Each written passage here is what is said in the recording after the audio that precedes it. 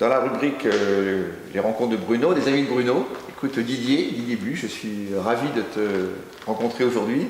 Alors on est dans un ring, voilà, c'est un petit peu particulier. Oui. Je crois que tu es un spécialiste de boxe française qu'on dit savate, c'est Oui, ça? Savate boxe française. Qu'est-ce que c'est la savate? La savate boxe française, c'est une discipline qui existe depuis très très longtemps, hein, 18e siècle, et en fait c'est une boxe codifiée, point-pied, avec des règles très précises. C'est-à-dire que nous, par rapport aux autres boxes point-pied, on n'a pas le droit de toucher avec le tibia, on doit toucher avec nos chaussures, parce qu'on a des chaussures. D'accord. C'est ce qui différencie notre discipline. Oui. Et on doit toucher avec le dessus de la chaussure, la pointe de la chaussure ou la semelle de la chaussure. Oui, au siècle dernier, il y avait différentes boxes qui existaient. La boxe anglaise, par exemple, donc c'est que la partie haute du corps. Et la boxe française, on peut taper avec les chaussures, les pieds, toucher. Voilà. C'est la première chose qu'on apprend en salle, c'est toucher. On frappe pas. On frappe pas du tout? Au début, l'apprentissage de base, en fait, se fait basé sur le contrôle de la touche. La maîtrise de la gestuelle, et après, on s'oriente sur le combat pour ceux qui veulent. Et dans le combat, on peut toucher? Oui, on peut toucher. Ça peut aller jusqu'au KO. Jusqu'au KO? Oui. Dans les compétitions Dans les compétitions en combat. D'accord. Alors toi, tu as fait de la compétition? Oui, j'ai fait 16 ans de compétition. J'ai atteint j'étais sportif de haut niveau en fait. J'ai fait 4 années en équipe de France, j'ai fait les internationaux.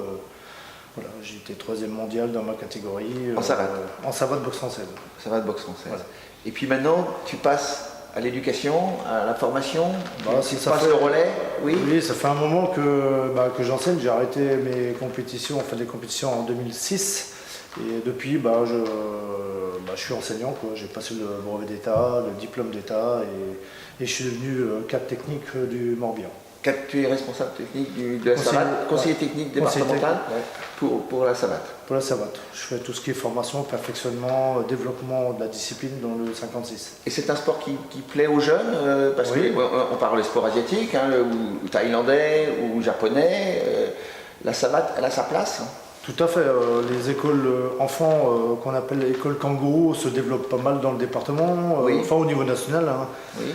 Et sinon, les jeunes, oui,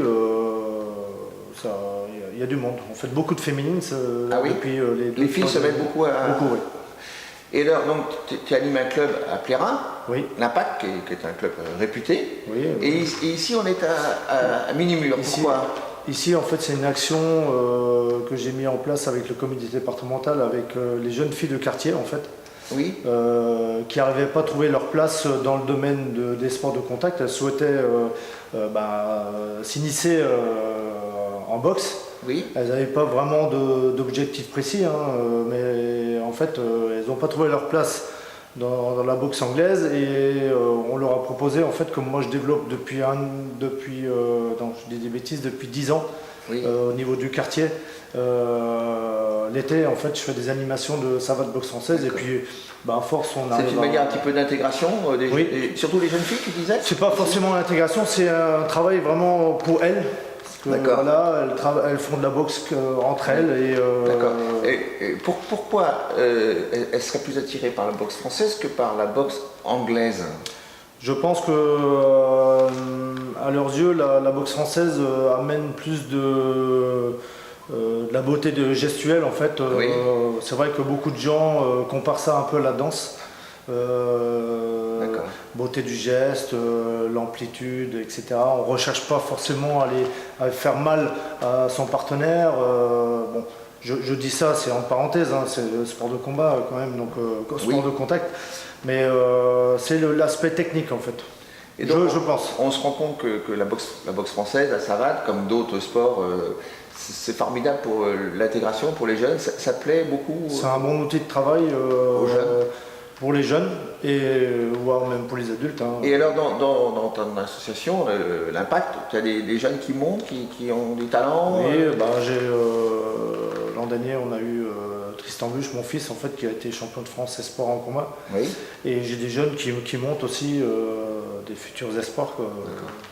Mais alors après, il y a des dérivés, le bâton, tout ça, non, la Oui, canne. ouais, c'est encore différent. Ça, c'est les disciplines associées. En fait, il y a la canne de combat, La canne il y a de la combat. savate forme, Oui. il y a la savate bâton défense. D'accord. Mais ça, la ce sont seule des défense. sports très anciens en fait. Très anciens. On apprenait avec le bâton ou Oui. la canne à se défendre et on en a fait un sport. Dans les faubourgs parisiens. Dans les faubourgs parisiens. Voilà, tout à fait. Et donc, oui, voilà, il y a une tradition quand même. Est-ce qu'il y a des codes comme on les voit pour les sports japonais ou pour les... Oui, bah on a nos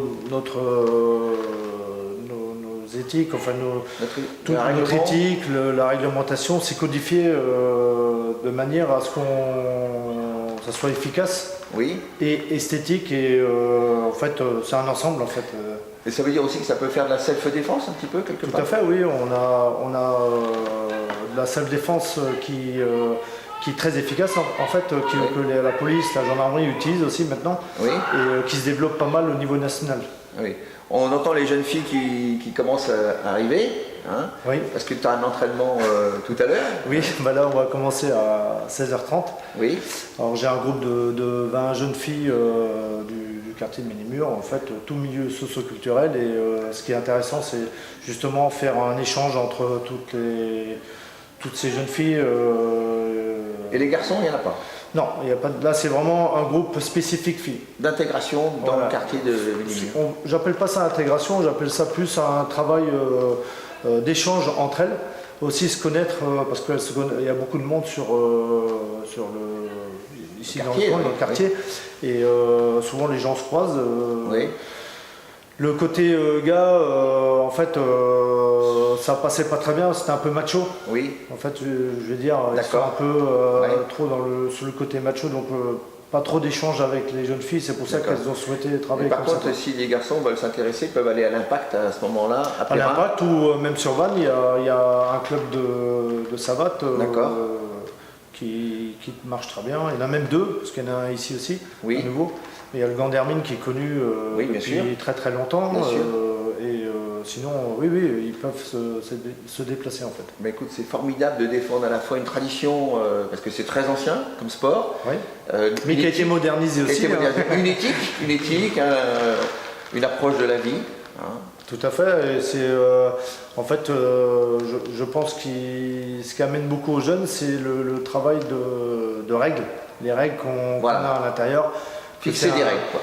Bon, bah les règles sont fixées directement parce que rien que le fait de travailler, tenir à distance un adversaire, on n'a pas le droit de toucher un coup de tibia, ça doit être le geste doit être fait correctement, on balance pas n'importe comment. Donc après.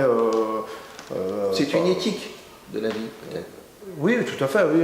Et c'est ça aussi qui fait que les jeunes arrivent tout de suite à se mettre dedans. Bon, après, il faut un peu de temps pour avoir un niveau, un niveau de base, quoi. Mais bien sûr. Bon, on a beaucoup de jeunes qui performent.